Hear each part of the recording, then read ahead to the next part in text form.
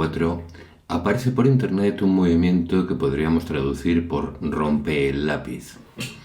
Nunca ha quedado suficientemente claro si empezó por una serie de artistas tradicionales que querían hacer burla de los llamados artistas de inteligencia artificial o si fue efectivamente una reivindicación de los artistas de inteligencia artificial que querían ser tomados tan en serio como el resto de los artistas.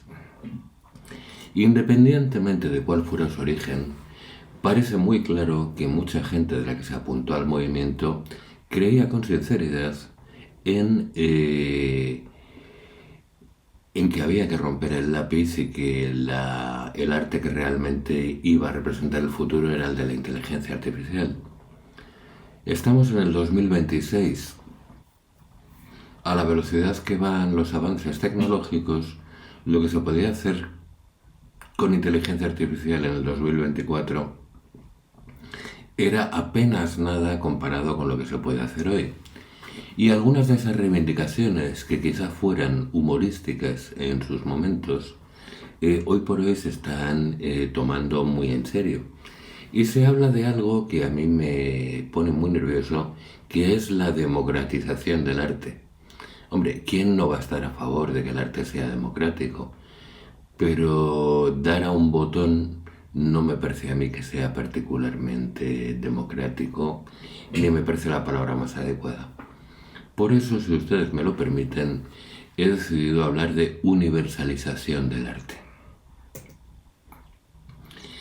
Y yo diría que la universalización del arte se puede dar de una serie de formas. Por ejemplo, en cuanto a la recepción.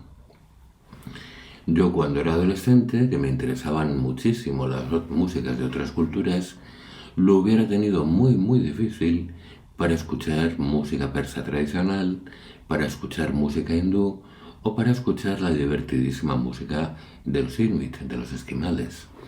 Hoy por hoy, gracias a las grabaciones, a los antiquísimos vinilos, a los CDs y por supuesto a medios como YouTube, Spotify y en general los medios que producen música por streaming, es comparativamente fácil que si uno tiene unos intereses que puede que no coincidan especialmente con los más generalizados, pueda acceder a ellos. En ese sentido, ¿qué quieren ustedes que les diga? Absolutamente a favor de la universalización del arte. En cuanto a la distribución, ¿es usted un artista? ¿Es usted un creador? ¿Es usted un gran instrumentista?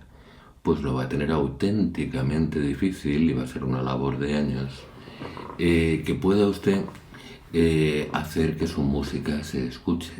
Como verán, me estoy centrando en música, que es el tema que domino. Bien, hoy por hoy, con unos medios que se encuentran prácticamente en la totalidad de los hogares, puede hacer usted una grabación perfectamente decente y subirla a los medios, a los mismos medios por streaming a los que aludía antes, y a partir de ahí darse a conocer, difundirse.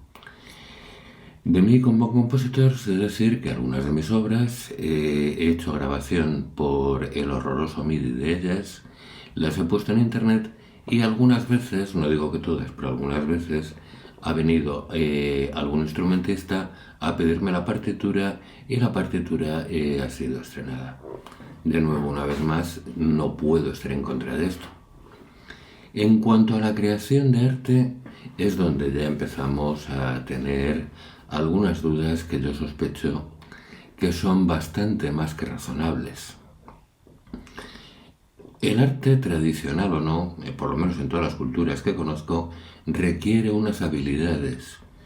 Estas cosas que pasan en las películas, que de repente le dan ustedes al niño un instrumento complicadísimo, un violín, y ya sabe tocarlo y sabe hacer una música como era desde el principio, pues en las películas quedan muy bien, pero es que simplemente eso no ocurre. Y aparte de habilidades hacen falta conocimientos. Un mínimo de conocimientos, desde luego, son necesarios si quiere usted componer una canción, no hablo ya de una sinfonía, pues para que las cosas encajen, para poner acordes y cosas por el estilo. Distinto quizás el tema de las exploraciones diversas que se pueden hacer sin necesidad o sin obligación de tener conocimientos tradicionales. Por ejemplo, hará unos años, 20 o 30, se puso muy de moda, estuvo muy en boga entre artistas plásticos lo que ellos llamaban paisajes sonoros, de los que no voy a hablar demasiado porque hay personas mejores que yo para hacerlo.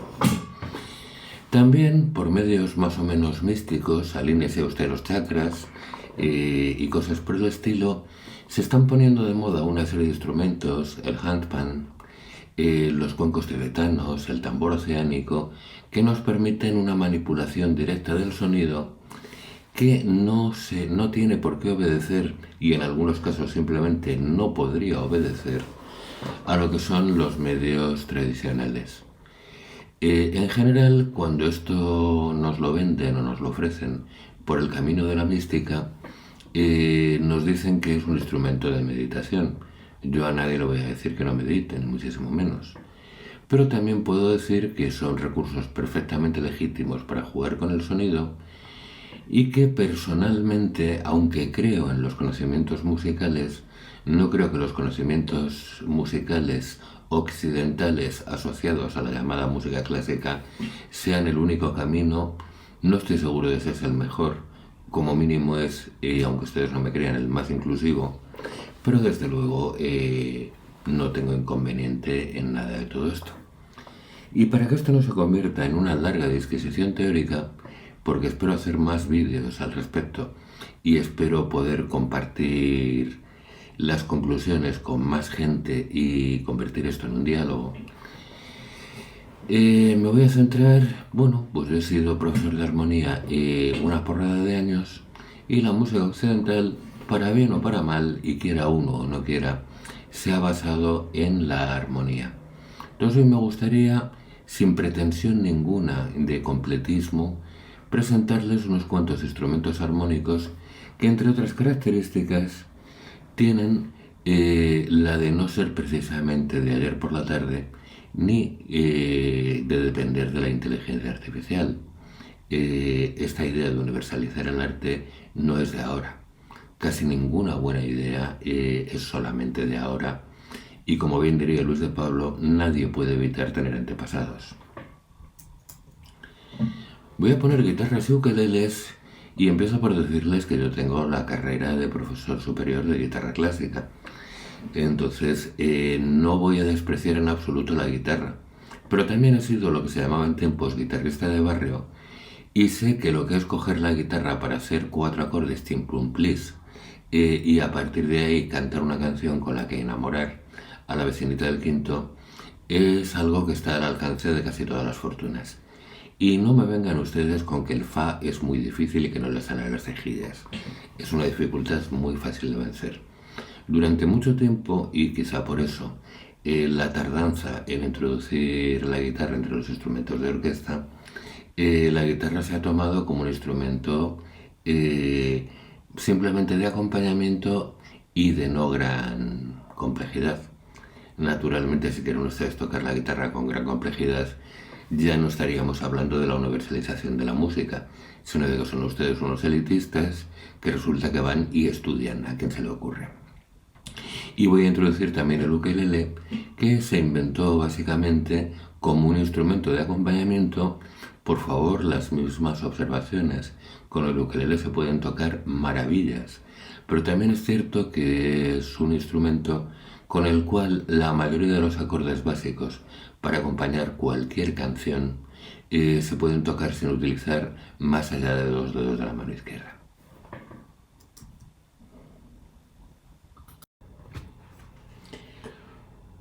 Un instrumento que se crea básicamente para música folk y para tener una gran cantidad de posibilidades armónicas con un aprendizaje relativamente corto es la autoarpa, que es una cítara.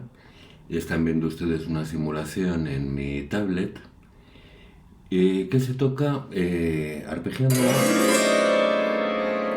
y en la que, como verán ustedes, hay aquí una serie de botones que me permiten anular algunas cuerdas.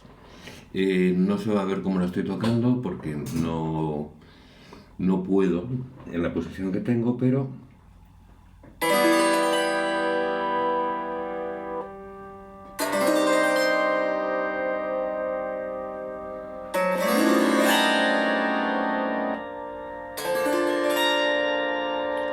yo doy al botón correspondiente. En el modelo físico, las cuerdas que no me hagan falta quedarían tapadas y voy arpegiando el acorde. Tengo un vídeo llamado El autoarpa de Carlos Jiménez. Otra de mis pasiones son los cómics. Y hay un instrumento inventado por Carlos Jiménez para un cómic que sería perfectamente un instrumento real. Y ahí les hablo con cierto detalle y detenimiento de las autoarpas.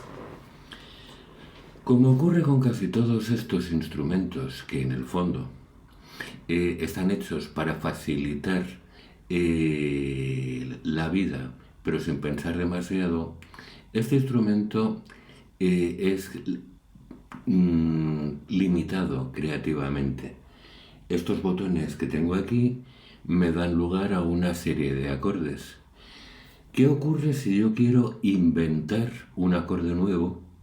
Caso nada poco común. ¿O qué ocurre si yo quiero probar cómo funcionarían otros acordes? Ocurre que no tengo una manera fácil de hacerlo en este instrumento que no pase por saber qué cuerda es cada nota y por combinarlas a mi gusto.